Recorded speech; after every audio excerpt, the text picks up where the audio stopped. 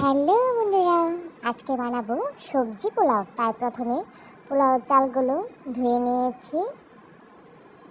তারপর সবজিগুলো সব সিদ্ধ করে নিয়েছি।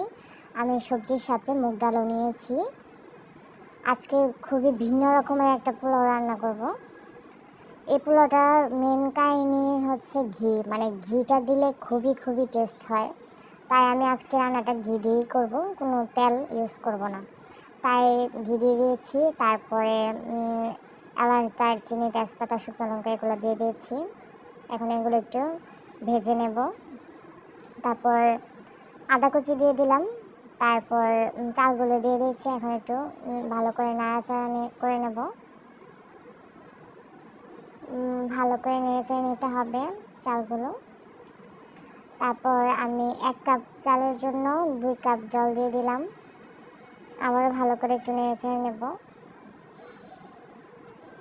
তারপর 2 চামচ লবণ দিয়ে দিলাম। তারপর 2 চামচ চিনি দিয়ে দিলাম। চিনিটা অপশনাল, আপনারা যদি না খেতে চান তাহলে না দিতে পারেন।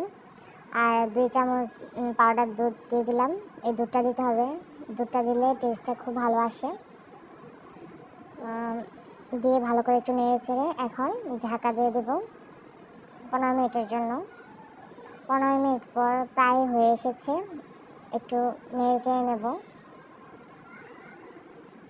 একটু মাখা হয়েছে। এখন এটাকে একটু ভালো করে নেড়েচেড়ে নেব।